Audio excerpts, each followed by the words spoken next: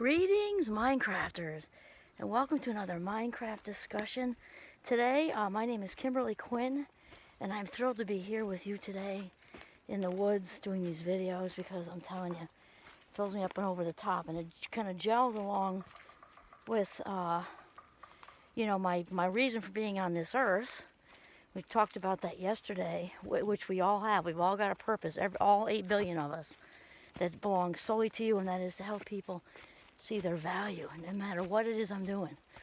You know, as a mother, as an educator, as a videographer, I guess. So today, I was just inspired now, actually, getting here. Those tend to be my best videos, I think, when I don't plan anything, which is most of the time. I think when they're too planned, I don't know. They're good, okay, maybe. I don't know. I like the ones that are just spontaneous. And this is one of those. So I want to talk today about how the authentic classroom, because I'm in it right now. You know, whatever that form of nature is for you. If that's the beach, that's a mountaintop, which I'm kind of climbing on right now. And we're not at the top, we're kind of in the deep woods. But wow, because here's the thing. Nature really teaches us like how to be authentic. And yesterday I was talking about the woodpeckers, you know, not getting jealous of the blue jays, you know, when they're acting all manly, doing their tuffle, kind of trying to impress their women and stuff like that. And you know, they're just not thinking about jealousy and envy or anything like that. And also the little chickadees make that noise. And I used to actually do back. And one of our daughters said to me, "Mom, you really shouldn't do that, because she's going to think you want to date her." I mean, that's like their little mating thing that they do. And I'm thinking now, that's stress, so I stopped doing that. Sometimes I fall into it, but because it's fun. But the thing is that the chickadees aren't experiencing probably any rejection sensitivity that many of us in the Fast Mind Club have. But just in general, people are afraid to be rejected. I doubt the little chickadees have that. No way to know for sure, but it doesn't seem like, they just seem happy and they're singing, and they know that there is somebody out there for them if they want this to be true.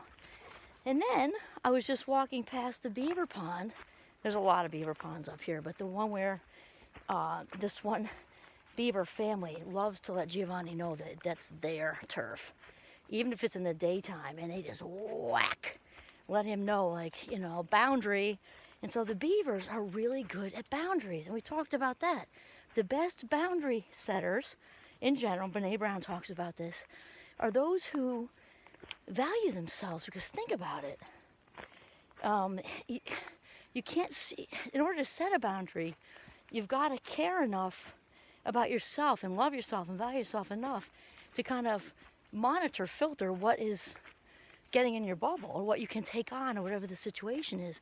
Like this and this and this are okay, and that is not okay. And it can be polite, it doesn't have to be a big confrontational thing, but only when we value ourselves can we really, you know, set appropriate boundaries. And the beavers don't have any problem with that. I doubt, again, I don't know for sure, to do some beaver research, but they have this inherent value that, you know, they just kind of, also family first, they're protecting their own, setting boundaries up like that, and there's a lot to be said for that. And then, where else was I going with that boundary thing? Oh yeah, the Robert Frost quote. Before I stop, paraphrased, to set up a wall, I think he says wall, I stop to think of what I'm letting in and what I'm letting out. And so, in addition to the beavers kind of saying, don't tread on me, don't come close, this is where my family is, this is where we live, this is where we reside, don't come closer, you golden retriever, you. For those of us humans, it's also for what not to let out. Like, I'm not letting my own stuff out either. If I don't want to choose to share, do this, do that, I'm staying in my frame. I'm in my frame. Also a boundary thing. Another thing about nature that teaches us authenticity, and also part of mindfulness, is that nature is not judgmental. Oh my God, the birds are so, it's kind of like a cloudy day, but they are singing a lot. It's like a bird symphony in here.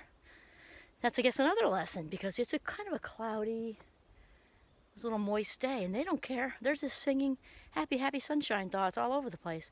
Okay, so the non-judgmental thing is also something we do with mindfulness, and obviously this is part of self-love. When we are judgmental and critical of ourselves, that just goes into, you know, we're on a hamster wheel of negative self-dialogue, and it just feeds the unconscious, reinforces the unconscious, and all the negative seed beliefs we have about every way we don't measure up, every way we're not enough, and it doesn't go anywhere good. Whereas in nature, I mean, just being out here right now in the woods don't care how much you weigh. They don't care how tall you are. They don't care about whatever you've been labeled with. They don't care, about any mistakes you've made in the past. They don't care about any mistakes you make in the future, because there is no future in here. It's all happening right here, right now. So when you think of all the scarcity thoughts we have all day too, there are no scarcity thoughts in the woods, because there's abundance everywhere. It's not about what I don't have, my life isn't complete without this. It's all complete. It's all complete right here. It's all whole and complete. And the woods doesn't need anyone's approval. It's kind of like everything we've been talking about, right? The woods is its own frame. No need for approval. No need to please anyone. It's what you see is what you get. What you have. What you see is what you get. That's what I meant to say. Trees are standing up. Trees are falling down. There's a tree across one of the paths over there. So step over it. Go under it. Walk around it. Go a different direction. That's how it works. And it's so exemplary of life. I mean, I'm in authentic heaven right now. Also, the other day when I was doing a different video, I got really, all of a sudden I sat down on a little bridge that's up a ways, so I can't do that at this minute, but it was really metaphorical for life. And I sat on that bridge with little Giovanni. It was crazy how the water, going behind me, I know it sounds cheesy, but it was real. It is real. And, where I've been and where I'm going, and the whole thing, just being in the woods, it's difficult to not be authentic in the woods, because you're surrounded by it. It's just like swimming in authenticity. And anything that bubbles up when you're walking, which happens to me on occasion, is typically something that really does need to be addressed, right? It's something, because when it's quiet like this, the authentic self is saying, I'm not sure about that job you just took. I sent you some whispers and you weren't really listening. It's not too late. Or, I don't know about that relationship you're in. I've been trying to steer you this way and that way, but you're not really listening to that divine whisper going on within you. And that all gets louder when you're in here. It gets louder because of the quiet, and there's such a contrast.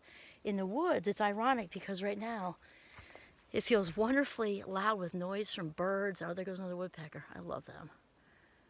A lot of noise that way, but but in the same sense, it's also it bubbles with authentic quiet, because the noise of the world is different than this noise. There's chickadees, all kinds of birds. I can name like 3 or 4 birds. I'm not like a bird person. Except that I love their music. The woods noise is just, it's authentic noise. It's not like the chaotic noise out in the world that gets us swimming in what do I do now, because I'm trying to separate all these levels of buzz and fog going on in my head, and oh, there goes my anxiety again, there goes my depression again, there goes whatever again. It's not like that. The noise here is authentic, and it actually lifts your spirit. So what I would say is, if you can, because not everybody has access to nature right out the door like we are so blessed to have, to do your best to find the nature near you, whether it's beach, mountains, woods, river, pond, something. Just try to make that leap, even if you have to kind of plan for it, and enjoy and listen to those lessons of nature, because there is no better teacher of authenticity than nature. This is Kimberly Quinn signing off from the deep woods of northern Vermont. Have a mindful, very peaceful day.